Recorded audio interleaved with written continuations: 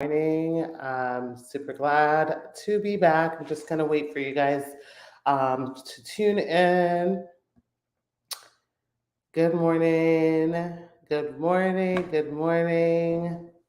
Come on in. Let me know where you're tuning in from. Hey, YouTube. Hey, Instagram. And hey, Facebook. Good morning, Suraj. Good morning, Annie Batten. Good morning, Smoochy Got Sleeved. Good morning, Hair Braider by Sean.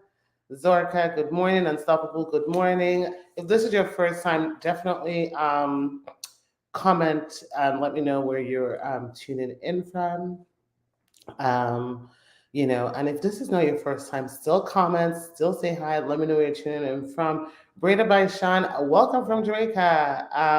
Watching from North Dakota. Good morning. Thank you for tuning in. For those of you who don't know me, or this is your first time ever tuning in, my name is Aisha Chidole. I'm an immigration lawyer and I represent clients all over the U.S. with your humanitarian based immigration, family based immigration, marriage based, consular process, fiance visa, and all that good stuff. To schedule consultation, you can call 407 995 6567. You can also send a WhatsApp message to 404 333 8751. I'm a little still froggy from, I'm sure some of you guys know I literally just recovered from COVID.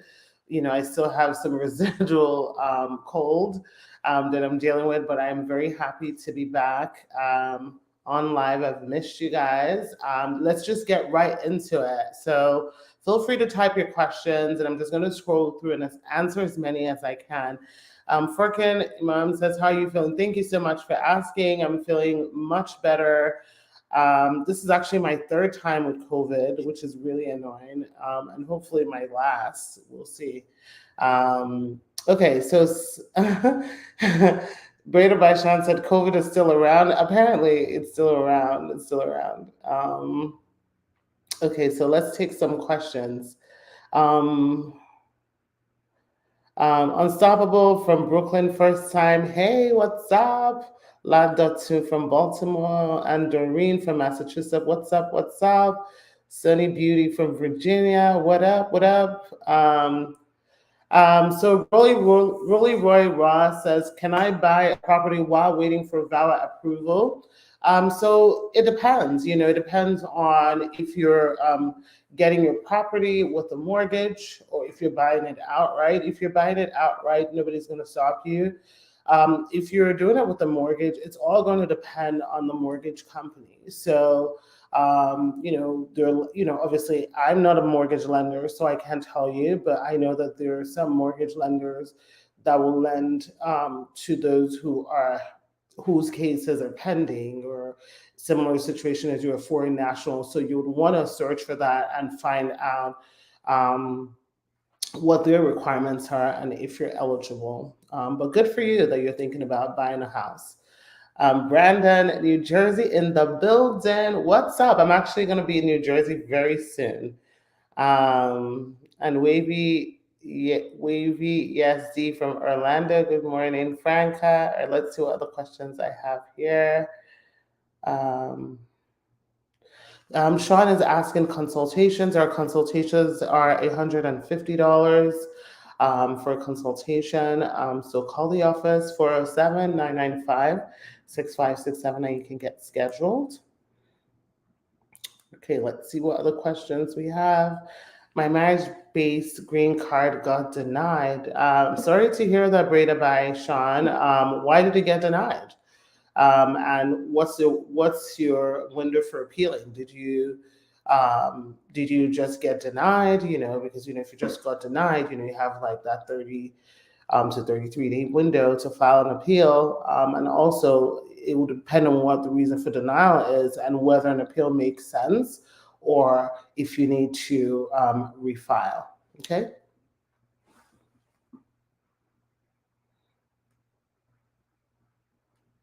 Okay, let's see. Can I get my papers if I marry a green card holder? So technically, yes. the way and where you are to get it is what makes a difference.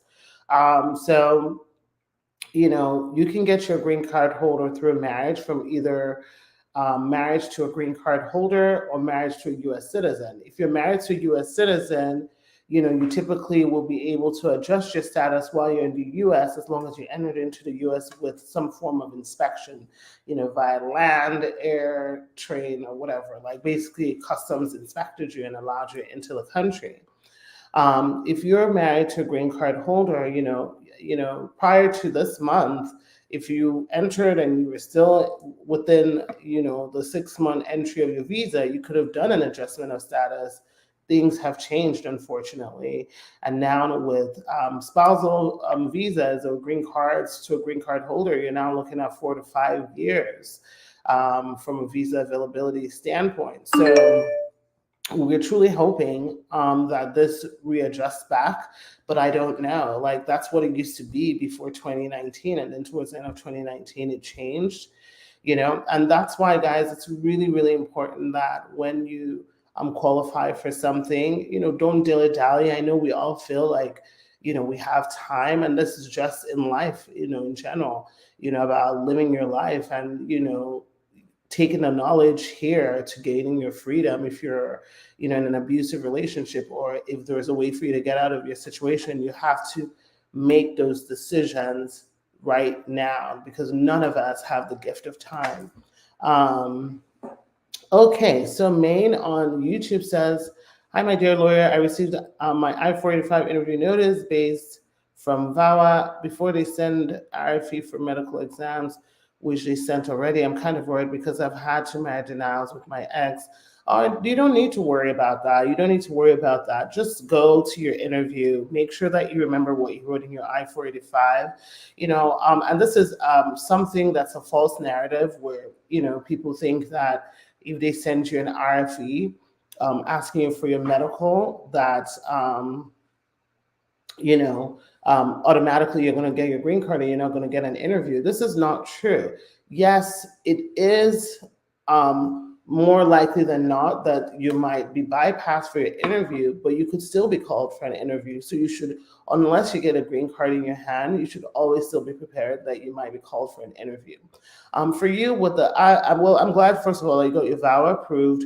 Your I-485 interview based on an approved VAWA really is not focused on the abuse that you experienced before. It's really based on your I-485, your current marital status, your address history, where you're working. Do you have anything that makes you inadmissible in the I-485?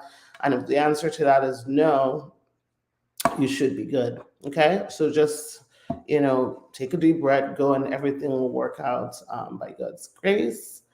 Furkan says, how long does it take to get a prima facie determination letter if you file an I-485? So a prima facie determination letter has nothing to do with an I-485. It has everything to do with a VAWA I-360 application. The prima facie is given when you submit a VAWA application and USCIS feels that you've met the preliminary requirements to be classified as a VAWA victim or survivor. And that is typically, that can range, from anywhere from like 3 to 5 months. Sometimes some people get it much later, or sometimes some people have it and they get that prima facie determination letter and USCIS just doesn't remember to mail it out, because we've definitely had that happen. So yeah, hopefully you get it soon. Okay, let's see. Rona says, may God wrap his healing arms around you. Thank you so much. I really appreciate it. I have my daughter in Africa, but how can I bring her here to California? That's a very broad question, so I can't really narrow down in to tell you how you can bring her, because I don't know what your status is. I don't know how old your daughter is. I don't know if she has a visa of any kind. So we'll need more of that. But something like this, because you don't want to necessarily give all your personal information, you can certainly schedule a consultation, and then we can talk about what you have versus, how you can bring her. Okay. Ms. Drew says consultation fee, it's $150. Someone says broke out again here in the US. Yes, COVID broke out here in the US. It's really ridiculous. It's really ridiculous. But anyhow, glad to be back. Can an affidavit of support the question just you see, sometimes you guys are like, oh, you're not answering my question. As other people ask questions, it disappears.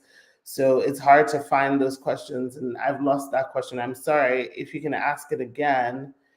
um, Anna says, do you know what is the income requirement to marry someone with a child? So the income requirement changes, and for those who don't understand it, I'm assuming that you're asking what is the financial affidavit income requirement for the U.S. citizen, or basically the petitioner who's petitioning based on marriage. So this changes depending on how many people you have in your family.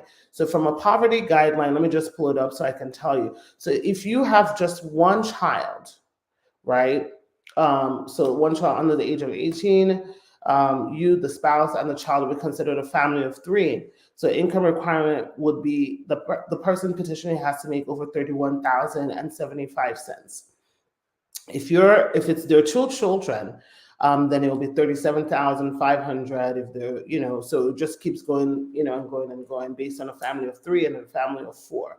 So just keep in mind. One thing for you guys to keep in mind, especially those who are self-employed or who are 1099s, meaning that you get 1099s for your job instead of your W-2. These are really more for the petitioners. A lot of times somebody will say, oh, yeah, we meet the income requirement. I make $100,000, using that as an example. And then when we get their taxes, they've taken so much business deductions that when we look at the adjusted gross income, it's like $10,000 or $20,000, which will not meet the income requirement. So you want to make sure that when you're calculating your income, that you're making sure that that your adjusted gross income on your taxes in your tax transcript meets the income. That's what they're looking at, as opposed to the original number you write or what your business grossed. They're looking at the adjusted gross after all of that. Okay.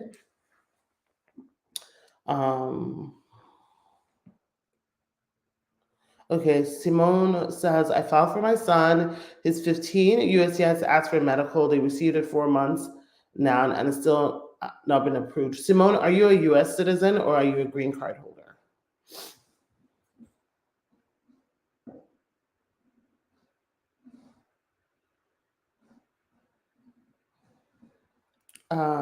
Joy Etta says, naturalization interview was still to bring my marriage certificate of my current marriage. Interview was successful. Congrats. Good for you. Congratulations. Okay, so let's see what else. My EAD is going to expire March 24th, 2024. That's actually my husband's birthday. When do I apply for a new one? So you want to count 180 days from March 24th of next year, and that would be the earliest time that you can apply. Okay.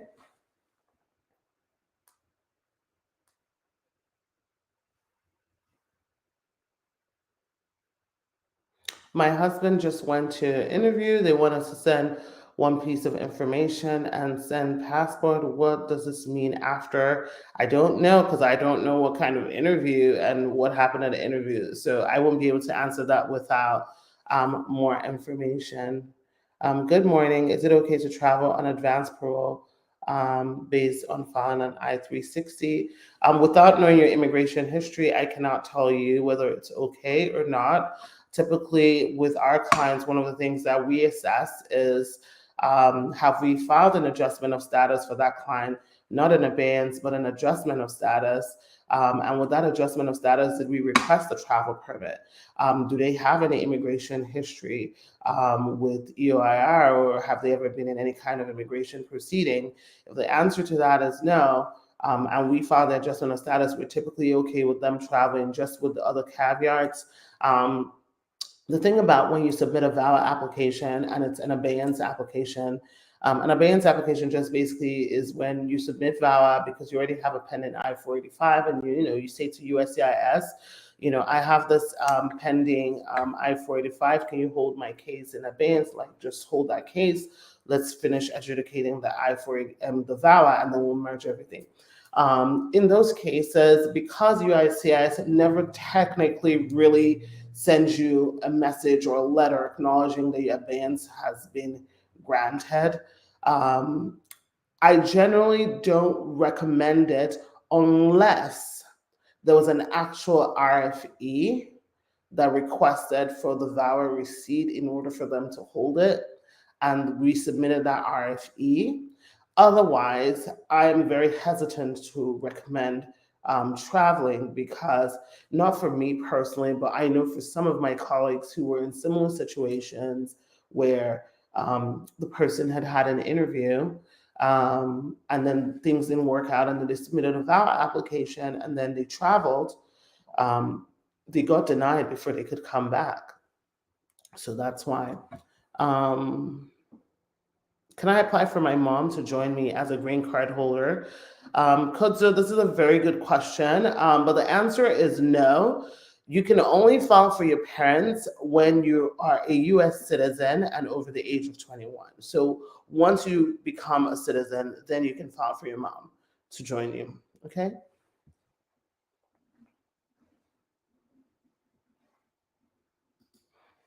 Claudette says, good morning, a VAWA question. Someone I know for married a few months ago, but she's living in a different state after marriage, was intended on living together, but the US citizen husband is not emotionally and financially abusive. Since they haven't lived together, can she qualify for VAWA? No, she cannot. Like, one of the requirements for VAWA is cohabitation. You have to show that you and your spouse lived together, even if it's for a small time, even if it's for a matter of a few weeks, a few months, but you must show and prove that cohabitation. If that didn't happen, you can't get approved for VAWA, because cohabitation is one of those requirements that's non-negotiable. It's different from, let's say, with a marriage-based case. In a marriage-based case, of course they want to see that you guys live together, but it is not an end-all be-all. It's not a requirement. For goodness sake, people who consular process don't live together. In those cases, as long as you have a logical explanation of why you don't live together, that's usually fine. But for VAWA, cohabitation, living together at some point, is a requirement. Okay? Let me just have a water break.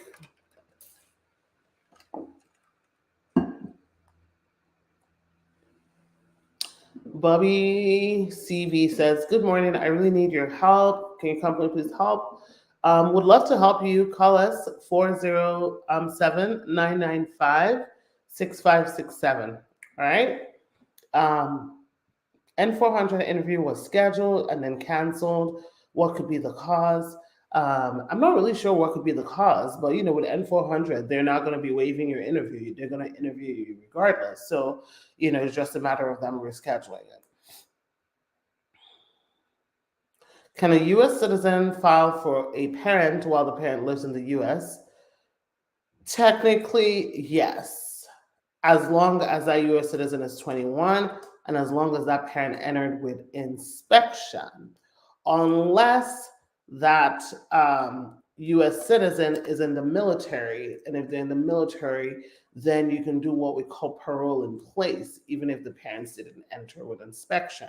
Again, for those of you tuning in for the first time, entering with inspection is basically coming through the legal way as opposed to crossing the border. That's the easiest way to say it. Okay. All right.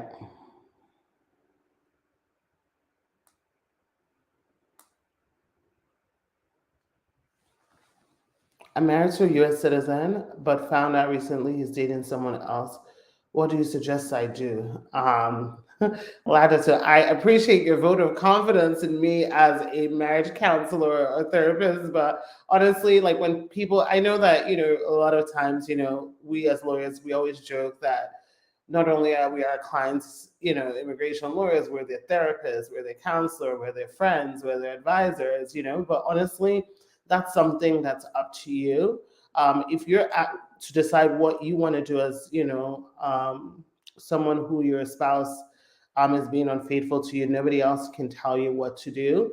However, if you're asking about if you're eligible for immigration benefits due to infidelity, it's something that I would need to screen you for, to see if there is a pattern of behavior that leads to extreme cruelty where you can qualify for VAWA.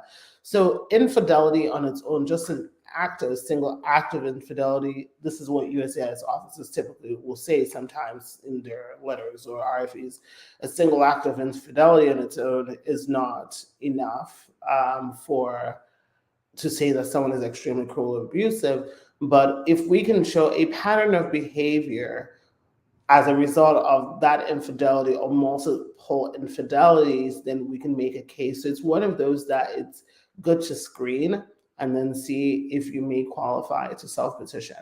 Okay? How can I get to the USA through school? You can apply to an SEVIS school. If you get into an SEVIS school and you can show the US that you can pay for your school fees, you'll get approved. I'm a green card holder. Can I put in my citizenship now? Kadeen, the answer will depend on how many years you've been a green card holder and if you got your green card through marriage and you're filing through marriage. If it's through marriage, then you're looking at 3 years post green card and 3 years of the three. You should have been married to your spouse for 3 years, and you should be in continuous marital union with that spouse living together. If it's not that, then you'll be looking at 5 years from when you got your, green card.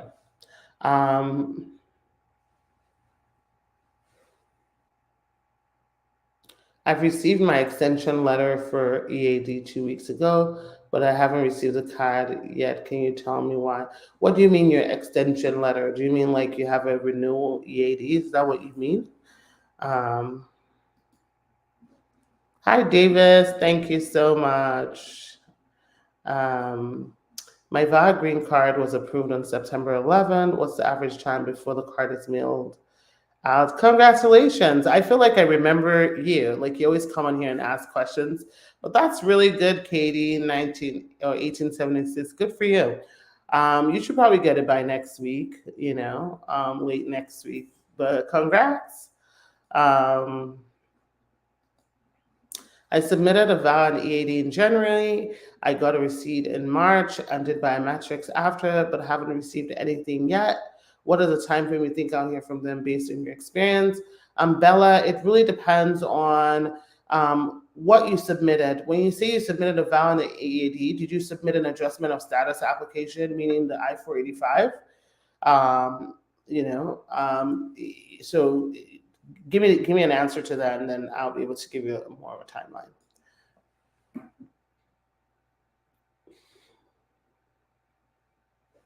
As a U.S. citizen, can I file for my parents and siblings to get green cards? Which is faster, for my siblings to come over, filing for my parents first, or filing for my parents and siblings at the same time? Filing your parents is the fastest. Filing for your parents is the fastest because your parents are considered immediate relatives, meaning there's no rationing of green cards or visa. They can immediately apply and immediately be approved.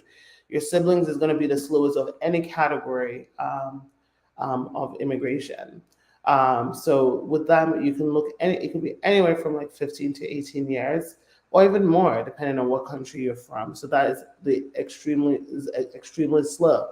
Now, another option would be for your parents, when they become green card holders, to file for your children, for your siblings. However, the only thing is that if they're green card holders filing for your siblings can get married. So if your siblings are at an age where they need to get married or they want to get married, they're kind of stuck in limbo until your parents become U.S. citizens. Sorry, guys, I have to cough. I still have some residual cough. That's the thing about COVID. It just takes you out. All right, so let's see. So submitted my application and okay, I think you're the same person that asked the same question, and I told you that I needed a little bit more to be able to answer your question. So go ahead and give me the rest. Okay, you said you submitted your adjustment of status. Well, yeah. So if you submitted your adjustment of status, you will probably get it soon. I mean, guys, I mean, a lot of people might get their work permit in like 2 months, 3 months, 4, but really, um, from a timeline perspective, anywhere from 4 to 9 months, 4 to 10 months is really what is average, for that. Um, so you're still very much within the process and timeline. Okay. Um, so I'm actually working from home and I have somebody here. Okay, so let me see. Okay, somebody's going to get the door. Okay, see how they're disrupting my life today. Okay, so Chike says, good morning. What does it mean when USCIS says required security checks remain pending for an approved expedited EAD request? I will not produce the EAD. It means that you're doing some security checks. It means exactly what they say it means, to make sure that it's okay for them to give it to you. McDaniel says, can I ask a question? Sure, just type your question in. Um,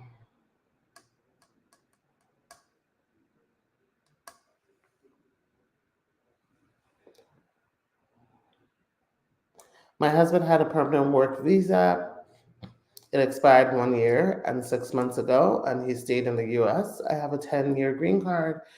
Can I apply for him for a green card or I have to wait for citizenship? You have to wait for citizenship. When anyone when any green card holder is filing for someone else, that person has to be in status when they're filing. And secondly, visas have to be current for them to submit an adjustment of status. So in your case, just count from when, I don't know how long you've had your green card, but definitely get your citizenship. And once you get your citizenship, then you can do it.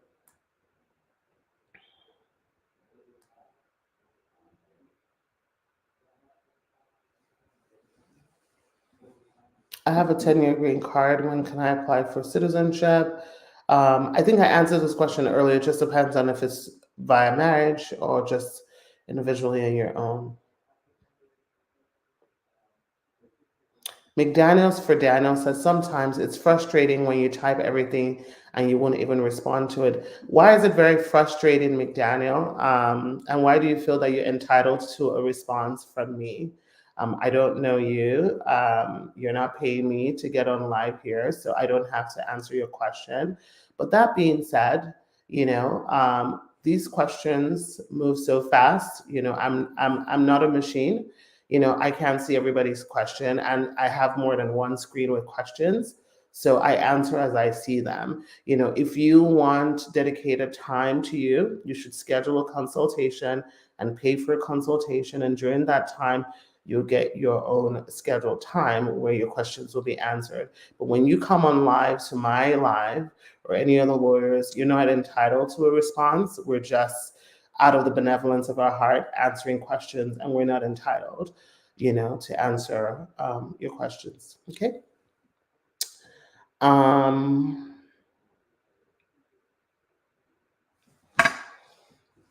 I filed for my son. He's 15. USCI sent the medical. They updated, received it 4 months down, and it's not approved. Is that normal? Okay, I think I answered that question already. Um, So I came through the border and I'm married to a US citizen. Do you still have to go back to your home country? Well, the answer really depends. If you're a VAWA applicant and you're self petitioning based on the fact that your spouse was abusive or extremely cruel to you, then you don't need to go back. You can do your adjustment of status here. If your spouse is the one petitioning for you, then you would have to go back once a hardship waiver is approved. You don't go back until the hardship waiver is approved. Okay.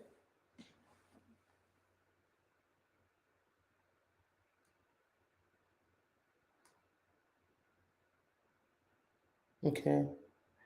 I'm going to take a few more questions. Um, how quickly are marriage-based green card being approved? We're seeing that the ones that are being applied to this year are being approved much quicker than the ones that were applied to maybe last year. And sometimes some people have some pending still from the previous years if there's something that's going on in their case.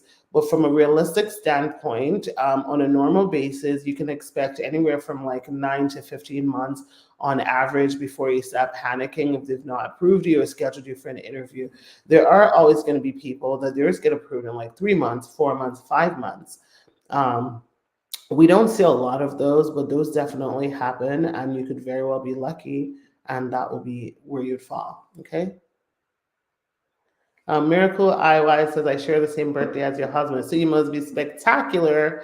I'm also an Aries child, and almost everyone in my house is Aries. So, Team Aries.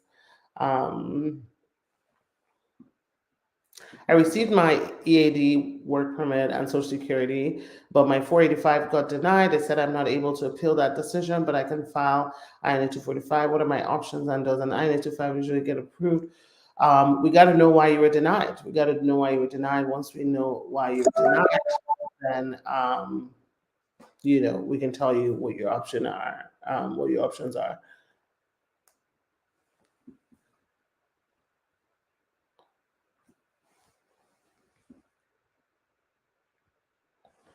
Simone says, green card, you're my lawyer, but I did my son's own on my own. Why did you do your son's own on your own? Because I would have told you that's why you're delayed, because you're a green card holder. So, because if you heard me earlier, I talked about the fact that the visa bulletins have changed and now there's a backlog. So, we're seeing much more delays in terms of getting a green card for green card holders that already have cases pending once the visa bulletin changed. So, that's why. What's the wait time for getting a prima facie for VAWA? So there's no real documented wait time. Prima facie is really just about the officer reviewing your application and saying, we feel that there's enough here to classify you, or as a VAWA victim, and that could depend. As I mentioned earlier, you're going to see a lot of people within like 3 to 5 months where they fall there, and sometimes it's a little earlier and sometimes it's a little later.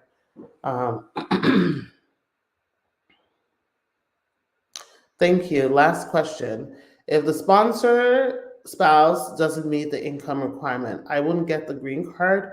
Well, if they don't meet the requirement, just find somebody else that meets the requirement, so excuse me, unless you're eligible for an I-864 waiver, meaning that you don't need a financial affidavit of support, just find a joint sponsor that's willing to meet the requirement. Another thing that you can do is USCIS can also look at assets. So what that means is, if let's say, let me use some easy numbers here so that I can do my math correctly. So let's say, you're considered a family of two, and the requirement is 24,650, that you show you make more than 24,650 annually. But your spouse that's filing for you only makes like 20,000. If your spouse only makes 20,000, you can also look at assets and add the total assets to make up the remaining 5,000 or so that you need. What does that look like? So for instance, assets would be if you have a car that's paid off and the car is worth like 10,000, 15,000, 20,000. That's something that you can add. Think about assets as anything that is immediately convertible to cash within 12 months, right? Assets is if you have a house, your spouse has a house, and that house, even if you have a mortgage on it, maybe the house is like $200,000 is what you purchased it, but the house was appraised and the house is now worth $500,000. You now have $300,000 in assets, so that can be used with proof of that. If you have a savings account, a bank account, a 401k account, an investment account that has more than whatever you need, which would be in this case 5,000 or more to get you over the hump, then, as long as you can show several months of that bank statement, that will bring you over the hump. So those are the things that you would need. All right, guys, I gotta go. I have a meeting, but I enjoyed chatting with you guys. I will be live on Tuesday at 10:30. So if I didn't get your question answered, you can definitely call me and schedule consultation, especially if you want one-on-one time. 407-995-6567, or join me on live, and hopefully I can get to your question. All right, bye.